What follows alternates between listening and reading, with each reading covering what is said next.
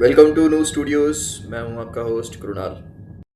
Franz Kafka एक ऐसा नाम है जो सिर्फ लिटरेचर का हिस्सा नहीं बल्कि मॉडर्न इंसान की जिंदगी का रिफ्लेक्शन है। काफका को सिर्फ एक डार्क राइटर कहना उसके साथ ना इंसाफी होगी, क्योंकि काफका एक साथ एक्स्ट्राऑर्डिनरीली सेंसिटिव भी था और डेंजरसली सेल्फ डिस्ट्रक्टिव भी। एक तरफ वो सच के पीछे इतना ऑब्सेस था कि उसने दुनिया के सबसे ऑनेस्ट कैरेक्टर्स लिख दिए, और दूसरी तरफ उस सच ने उसे अंदर से तोड़ दिया। काफका एक कैरेक्टर ट्रेट्स को समझना सिर्फ फ्रांज काफका को समझना नहीं है, ये समझना है कि आज का इंसान क्यों थक चुका है, क्यों गिल्ट में जीता है और क्यों सिस्टम के सामने चुप रहता है।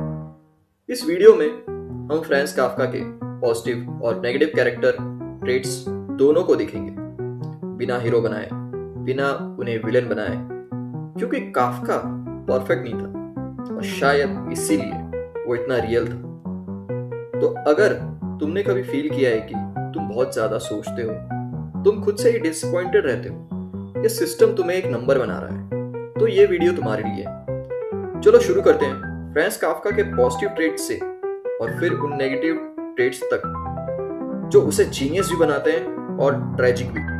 चलो शुरू करते हैं फ्रांज काफका के सबसे पहले पॉजिटिव ट्रेट के साथ। उनका सबसे पहला पॉजिटिव ट्रेट है रेडिकल ऑनेस्टी, खुद से झूठ ना बोल पाना। काफका का सबसे रेयर पॉजिटिव ट्रेट था ब्रूटल सेल्फ ऑनेस्टी। वो इंसान नहीं था जो अपनी वीकनेस को पॉलिश करके दुनिया को दिखाए। अगर वो वीक महसूस करता था तो वो सीधा सीधा लिखता था दैट आई एम वीक।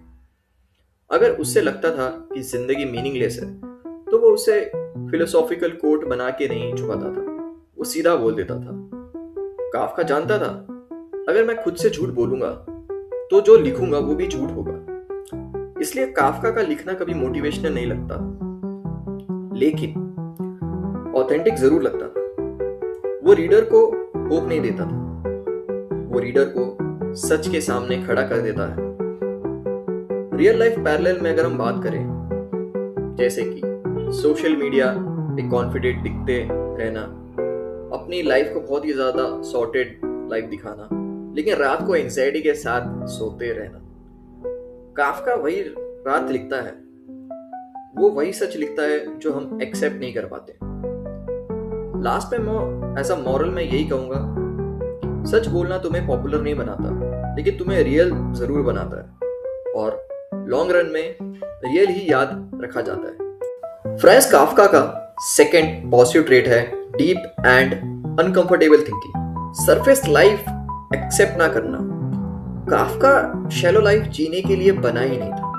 वो चीजों को सिर्फ देखकर एक्सेप्ट नहीं करता था, वो उन्हें तोड़ फोड़ के समझता था। ऑफिस काफका के लिए सिर्फ जॉब नहीं था, वो एक कंट्रोल का मैकेनिज्म था। रूल्स काफका के लिए सिर्फ रूल्स नहीं थे, वो फियर को लीगल फॉर्म देते थे। काफका का दिमाग हर वक्त एक सवाल पूछता था, ये सिस्टम किसी के फायदे के लिए बना है?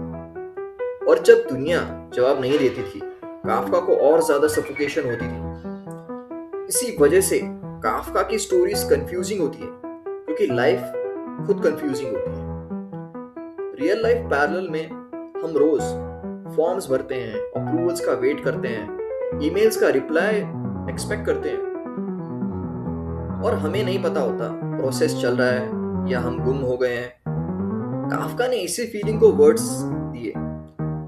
एज अ मॉरल मैं यही कहना चाहूंगा, गहरा सोचना आसान नहीं होता, ये तुम्हें क्लैरिटी भी देता है और चैन भी छीन लेता है। फ्रांज काफका का थर्ड पॉजिटिव ट्रेट है डीप एम्पैथी, पावर के बजाय पेन को समझना। काफका स्ट्रॉन्ग लोगों से इंप्रेस नहीं होता था, उसे हीरोज, वॉरियर्स, विनर्स पसंद ही नहीं थे। उसे पसंद थे underpaid workers, rejected sons, tired employees, चुपचाप सहने वाले लोग।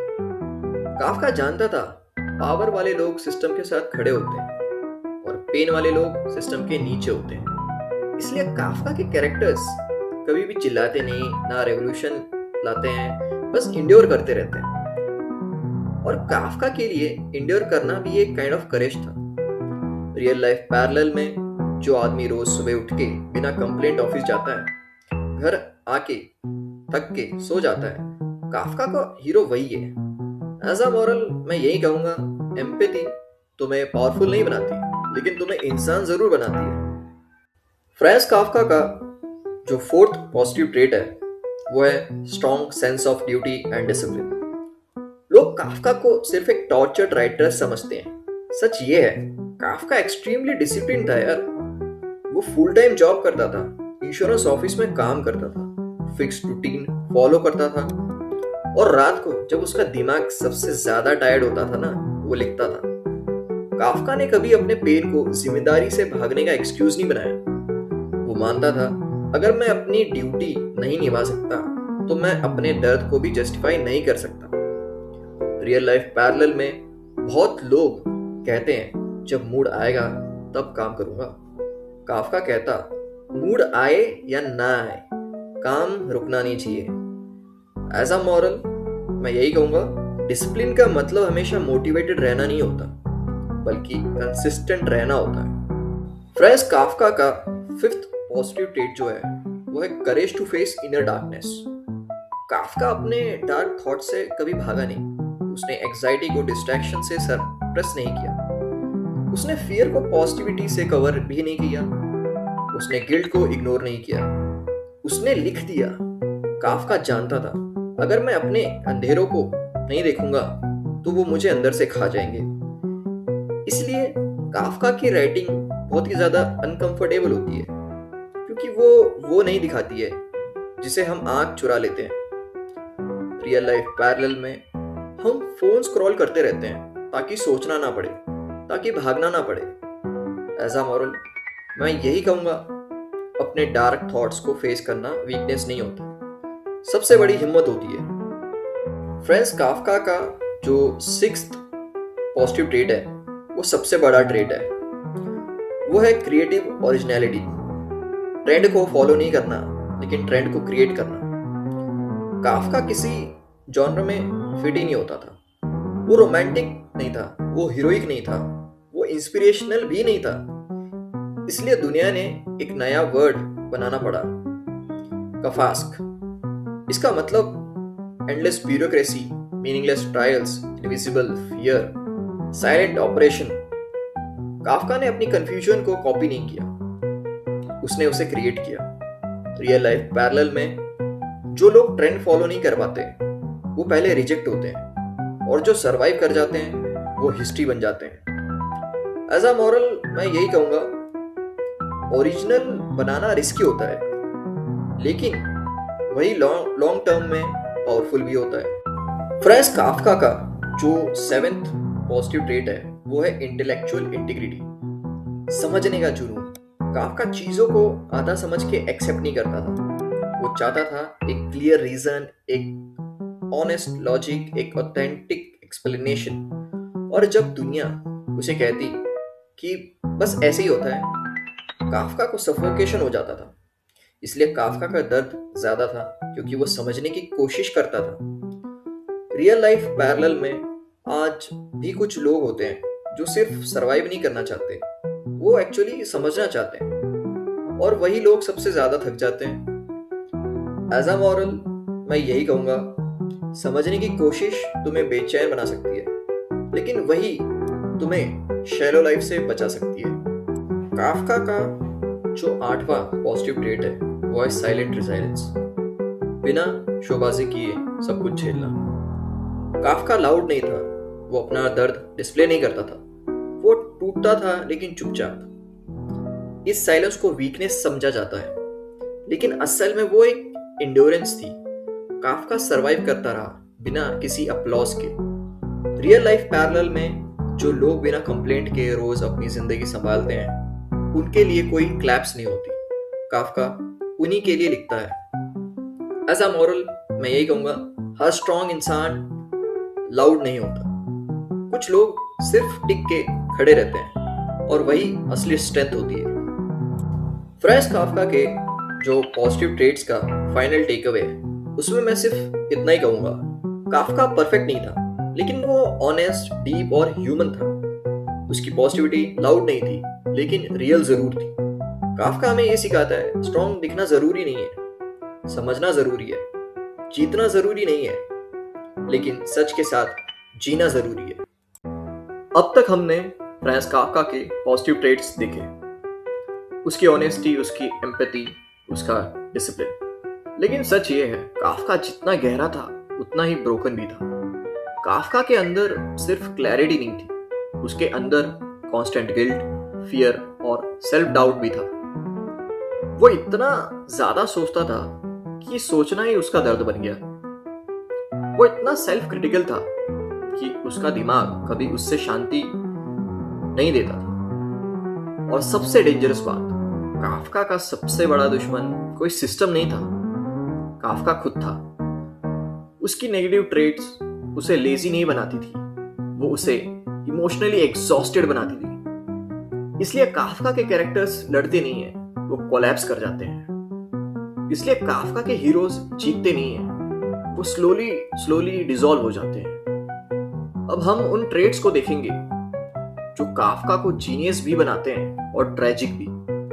क्योंकि कभी कभी जो चीज तुम्हें सबसे ज्यादा स्पेशल बनाती है वही तुम्हें तोड़ भी देती है। चलो अब फ्रांस काफका के नेगेटिव कैरेक्टर ट्रेट्स को समझते हैं, बिना किसी सिंपैथी के, बिना किसी जजमेंट के, सिर्फ सच के साथ। फ्रांस काफका का जो फर्स्ट नेगेटिव ट्रेट है वो है एक्सट्रीम सेल्फ डाउट, खुद पर भरोसा ना होना। काफका का सबसे बड़ा नेगेटिव ट्रेट था सेल्फ डाउट, जो कभी श्योर नहीं होता था कि जो वो लिख रहा है वो काफी है या नहीं। सोचो, जो आदमी दुनिया के ग्रेटेस्ट राइटर्स में काउंट होता है, वो अपनी राइटिंग्स को नॉट गुड इनफ मानता है। काफका अपने ही काम को बार बार क्वेश्चन करता था, ये सच है या सिर्फ मेरी इमेजिनेशन।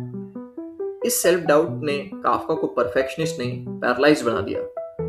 वो शुरू तो करता था लेकिन कभी सेटिस्फाइड नहीं होता था। रियल लाइफ में भी आज हम भी सीवी बार बार एडिट करते रहते हैं, एक काम कंप्लीट करके भी खुश नहीं होते, अपनी वर्थ दूसरों से कंपेयर करते हैं। एज अ मॉरल मैं यही कहूंगा, सेल्फ डाउट अगर लिमिट क्रॉस कर जाए तो वो ग्रोथ नहीं, सेल्फ डिस्ट्रक्शन बन जाता है। फ्रांस काफका का जो सेकंड नेगेटिव ट्रेट है वो है कांस्टेंट गिल्ट, बिना वजह गिल्टी फील करना। काफका गिल्ट के साथ जीता था, उसे लगता था वो अपने पेरेंट्स के लिए इनफ नहीं है, वो सोसाइटी के लिए इनफ नहीं है, वो खुद के स्टैंडर्ड्स के लिए भी इनफ नहीं है। और ये गिल्ट किसी एक मिस्टेक की वजह से नहीं था, ये गिल्ट था उसके एग्जिस्ट करने की वजह से।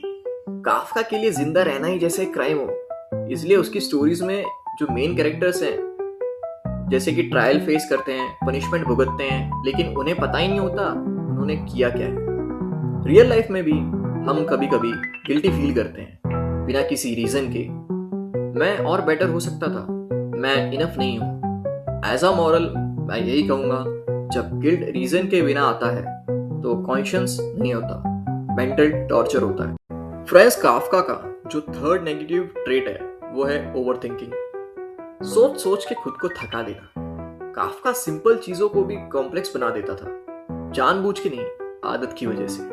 वो हर सिचुएशन के 10 मीनिंग्स, 10 कॉन्सिक्वेंसेस, 10 वर्स्ट के सिनारियो सोच लेता था। इसलिए काफका कभी प्रेजेंट में नहीं जी पाया, या तो वो पास्ट के रिग्रेट में था या फ्यूचर के फियर में। काफका का दिमाग कभी बंद ही नहीं होता था। रियल लाइफ में आज हम भी जैसे मैसेजेस का रिप्लाई को एनालाइज करना, टोन, टाइमिंग, इंटेंशन सब सोचते हैं और एंड में मेंटली ड्रेन्ड हो जाते हैं। एज अ मॉरल मैं यही कहूंगा, सोचना इंटेलिजेंस है लेकिन ओवरथिंकिंग इंटेलिजेंस का मिसयूज है। फ्रांस काफका का जो फोर्थ नेगेटिव ट्रेट है वो है इमोशनल आइसोलेशन, खुद को लोगों से अलग कर लेना। काफका लोगों के बीच रहकर भी अकेला था, वो कनेक्ट करना चाहता था लेकिन उसे लगता था कि कोई उसे समझ ही नहीं पाएगा। इसलिए वो रिलेशनशिप से इमोशनली विड्रॉ करता था, शादी से डरता था, कमिटमेंट से भागता था। काफका को लगता था अगर मैं किसी के पास आया तो मैं उन्हें डिसअपॉइंट कर दूंगा। रियल लाइफ में भी बहुत लोग आज भी इमोशनली अवेलेबल नहीं होते, क्लोज होने से डरते हैं क्योंकि उन्हें लगता है वो ज्यादा ही टूटे हुए हैं। एज अ मॉरल मैं यही कहूंगा, खुद को प्रोटेक्ट करते करते अगर तुम अकेले हो गए तो प्रोटेक्शन ही पनिशमेंट बन जाती है। फ्रांस काफका का जो फिफ्थ नेगेटिव ट्रेट है वो है fear of authority and system. Kafka authority से काफी ज्यादा डरता था, जैसे कि बॉस, रूल्स, इंस्टीट्यूशन, सिस्टम्स। उसे लगता था सिस्टम हमेशा सही होता है और इंडिविजुअल हमेशा गलत।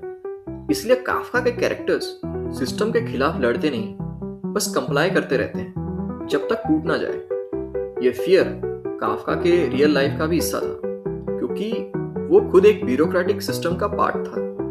रियल लाइफ में भी हम भी सिस्टम को क्वेश्चन करने से डरते हैं। जॉब चली जाएगी, लोग क्या कहेंगे। एज अ मॉरल मैं यही कहूंगा, सिस्टम को ब्लाइंडली एक्सेप्ट करना सेफ्टी लगता है, लेकिन अंदर से वो स्लो सफोकेशन। फ्रांज काफका का सिक्स्थ नेगेटिव ट्रेट है लो सेल्फ वर्थ, अपनी वैल्यू कम समझना। काफका अपनी वर्थ को कभी एक्सेप्ट ही नहीं कर पाए। उन्हें लगता था मैं एवरेज हूं, मैं रिप्लेसेबल हूं, मैं एक्स्ट्रा हूं। इस लो सेल्फ वर्थ की वजह से वो अपनी अचीवमेंट्स को इग्नोर करते थे, अप्रिशिएशन एक्सेप्ट नहीं करते थे और खुद को हमेशा नीचे रखते थे। रियल लाइफ में हम भी जब कॉम्प्लीमेंट को जोक बना देते हैं, अपनी सक्सेस को लक बोल देते हैं, तो वही काफका वाली प्रॉब्लम होती है। एज अ मॉरल मैं यही कहूंगा, अगर तुम खुद अपनी वैल्यू नहीं मानोगे तो दुनिया भी नहीं मानेगी। फ्रांज काफका का seventh negative trait self sabotage, खुद का ही दुश्मन बन जाना। काफका का सबसे ट्रैजिक ट्रेट यही था कि वो खुद को ही ब्लॉक करता था। वो सक्सेसफुल हो सकता था, लेकिन उसे लगता था वो सक्सेस डिजर्व ही नहीं करता, इसलिए वो अपने काम को पब्लिश नहीं करना चाहता था। उसने अपनी राइटिंग्स को डिस्ट्रॉय करने को कहा और खुद के पोटेंशियल से भागता रहा। काफका को नहीं पता था कि वो जो लिख रहा है वो फ्यूचर को डिफाइन करेगा। रियल लाइफ में आज भी लोग अपॉर्चुनिटीज रिजेक्ट कर देते हैं क्योंकि उन्हें लगता है मैं रेडी नहीं हूं। एज अ मॉरल मैं यही कहूंगा, सबसे डेंजरस एनिमी बाहर नहीं होता, कभी कभी वो तुम खुद होते हो। नेगेटिव ट्रेट्स की क्लोजिंग में मैं यही कहूंगा, काफका कमजोर नहीं था, वो ओवर अवेयर था और कभी कभी ज्यादा अवेयरनेस भी सबसे बड़ा कर्ज बन जाती है। काफका हमें ये सिखाता है, अपने दिमाग का स्लेव मत बनो, गिल्ट को आइडेंटिटी मत बनाओ और खुद के खिलाफ मत जाओ, क्योंकि जो चीज तुम्हें गहरा बनाती है, अगर वो कंट्रोल ना हो तो वही चीज तुम्हें तोड़ भी सकती है।